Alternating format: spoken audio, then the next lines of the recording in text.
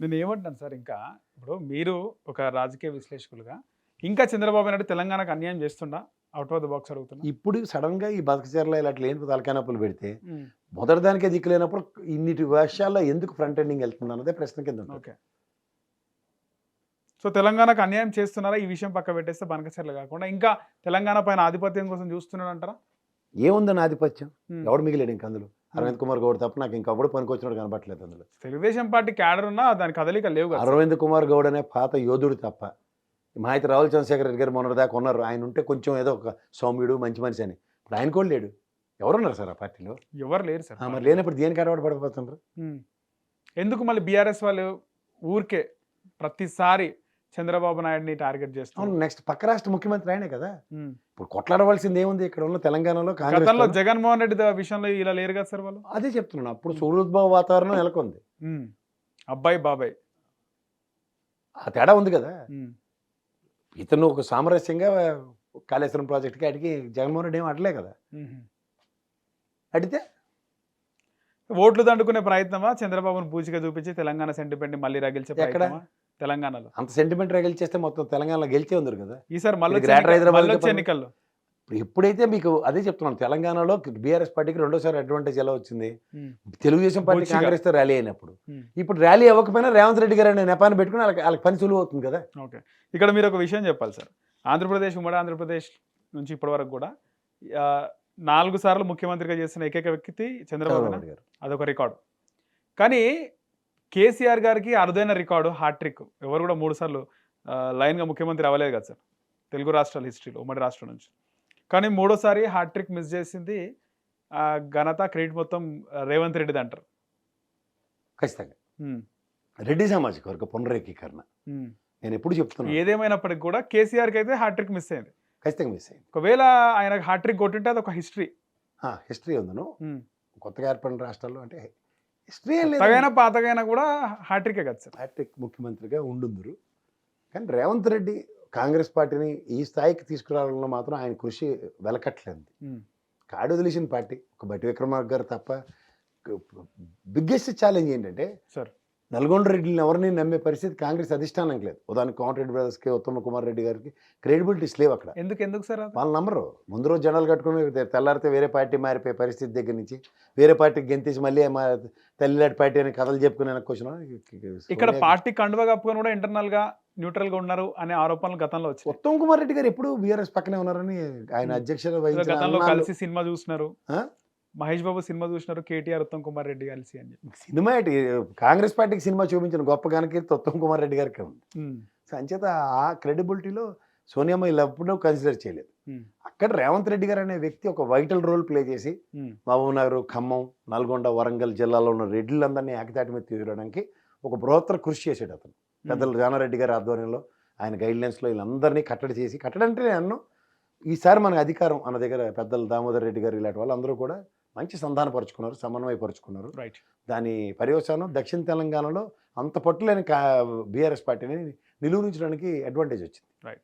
కానీ ఇక్కడ దక్షిణ తెలంగాణలో అంతా బీఆర్ఎస్ పార్టీకి పారాచూట్ నాయకులే, తెలుగుదేశం నుంచి కాంగ్రెస్ నుంచి గెంతుకొచ్చిన వాళ్ళే.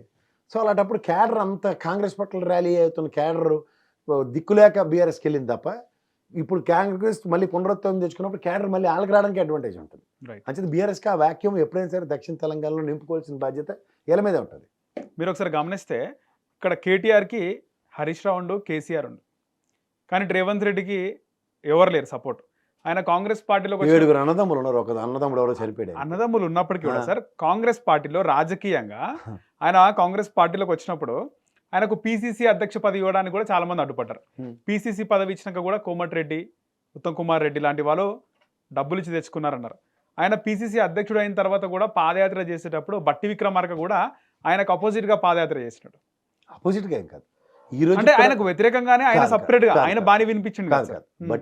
బట్టి అన్న ఎప్పుడు కాంగ్రెస్ పార్టీకి వీర యోధుడు, కానీ వీర విధేయుడు. ఉమ్, రాజశేఖర రెడ్డి గారికి పెద్ద అనన్యుడు ఆయన. ఉమ్, ఇవాళ కాంగ్రెస్ పార్టీకి ఆయన వాళ్ళ ఇంట్లో వాళ్ళ అమ్మగారికి ఎంత మర్యాద ఇస్తాడో అంతకు 10 రెట్ల మర్యాద కాంగ్రెస్ కానీ ఆయన కూడా సపరేట్ గా పాదయాత్ర చేయడం. నో. ఇవాళ మీరు కొన్న రాజకీయ చిత్రతో చూసుకుంటే ఉమ్, రేవంత్ రెడ్డి గారికి సర్వం తానే ఉమ్. తల్లో నాలుకలో ఆయన ఉన్నాడు. ఇప్పుడు సార్ ఇప్పుడు ఎవరు కానీ ఆయన లేదు. కూడా వ్యతిరేకంగా ఆయన పాదయాత్ర. మొదట స్వేరింగ్ సెరమనీ ఈ రోజు నుంచి ఉప ముఖ్యమంత్రిగా బట్టి గారు అయిన దగ్గర నుంచి ఈ రోజు దాకా వాళ్ళిద్దరి సమన్వయంతోనే 1.5 years సక్సెస్. ఆయన ఎందుకు గతంలో పాదయాత్ర చేసిందంటారు separate గా రేవంత్ రెడ్డితో కాకుండా?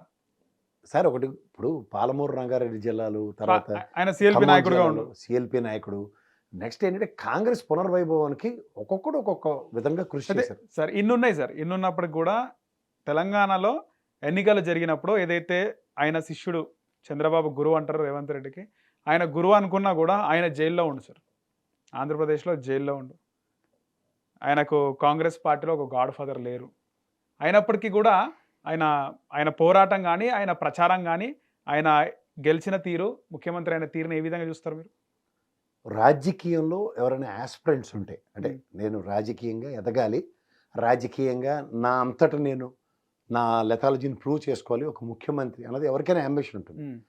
దాన్ని ఎవరైనా సాధించాలి అంటే ఒక కేస్ స్టడీ రేవంత్ రెడ్డి. నేను ముఖ్యంగా చెప్తున్నా, ఒక పొలిటికల్ ఏరాలో గాడ్ ఫాదర్ లేకుండా సర్వైవ్ అవ్వడం రేరెస్ట్, జరగని పని. రైట్.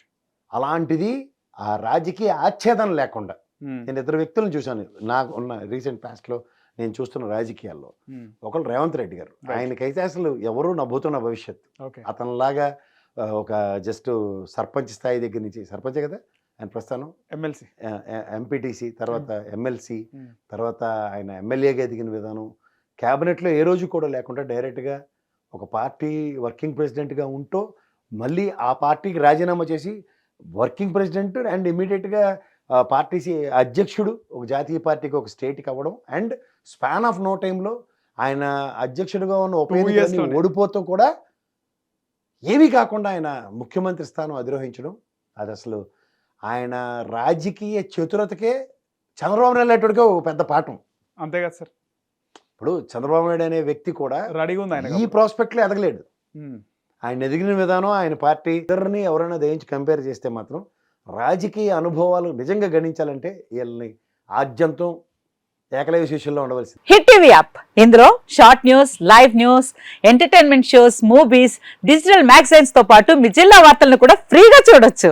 ఇంకెందుకు ఆలస్యం, వెంటనే హిట్ టీవీ యాప్ ని డౌన్లోడ్ చేసుకుని ఫ్రీగా ఎంటర్టైన్మెంట్ పొందండి. Hit TV app, hit TV app, please download hit TV app. Hit TV app ని ఫ్రీగా డౌన్లోడ్ చేసుకొని ఎంజాయ్ చేయండి. మీకు నచ్చిన ఎంటర్టైన్మెంట్ కోసం హిట్ టీవీ యాప్ ని ఫ్రీగా డౌన్లోడ్ చేసుకుని ఎంజాయ్ చేయండి. హిట్ టీవీ యాప్ ని డౌన్లోడ్ చేసుకుని ఆస్వాదించండి, ఆశీర్వదించండి. ఇంతమంది సెలబ్రిటీలు హిట్ టీవీ యాప్ ని డౌన్లోడ్ చేసుకోండి అని చెప్తున్నారంటే ఎంత మంచి యాప్ ఆలోచించండి.